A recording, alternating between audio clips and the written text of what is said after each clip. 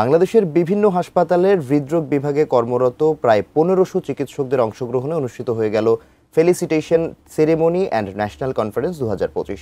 বুধবার রাজধানীর ৫ তারকা হোটেল সোনারগাঁওয়ে বাংলাদেশ কার্ডিয়াক সোসাইটির উদ্যোগে ও অফসোনিন ফার্মা লিমিটেডের পৃষ্ঠপোষকতায় দিনব্যাপী এই অনুষ্ঠানে ছিল নানা আয়োজন, যার মধ্যে দেশ বিদেশের হৃদরোগ বিশেষজ্ঞ চিকিৎসকদের নিয়ে সায়েন্টিফিক সেশন ছিল তরুণ চিকিৎসকদের জন্য নতুন এক অভিজ্ঞতা। এ ধরনের আয়োজন ভবিষ্যতে চিকিৎসা ব্যবস্থাকে আরও কার্যকর করতে গুরুত্বপূর্ণ ভূমিকা রাখবে বলে মত সংশ্লিষ্টদের। কালার এক্সপার্ট, জর্জ স্যাপ এবং মাইল্ড অন হ্যান্ডস টেকনোলজি সমৃদ্ধ অরিক্স ক্রিস্টাল ওয়াশ আপনার লন্ড্রি এক্সপার্ট। হৃদরোগ তো অনেক ধরনের আছে। আমি যদি বলি জন্মগত ত্রুটি আছে, সেটা তো কিছু করার নাই। আবার যেমন বাত জ্বরজনিত কিছু হৃদরোগ আছে, সেগুলো যদি বাত জ্বরের চিকিৎসা প্রপার টাইমে করা হয় তাহলে সেটা প্রতিরোধ হয়ে যায়।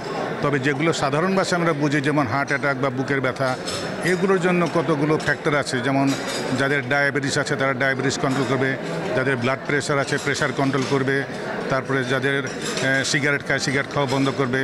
তো এই ধরনের বিভিন্ন ধরনের যদি মনে করেন যে যেগুলো রিস্ক ফ্যাক্টর আছে, এবং এখন যে ফাস্টফুড খাওয়ার প্রবণতা আছে, সবাই মানুষ হোটেলে খাওয়া দাওয়া পছন্দ করে, এই ধরনের খাওয়া দাওয়াগুলো যদি তারা বন্ধ করে একটা হেলদি ফুড খায়, নিয়মিত হাঁটে, স্মোক না করে, মানে লাইফস্টাইল ঠিক রাখলে, নিয়মিত এক্সারসাইজ করলে বহুলাংশে এটাকে প্রতিরোধ করা যায়।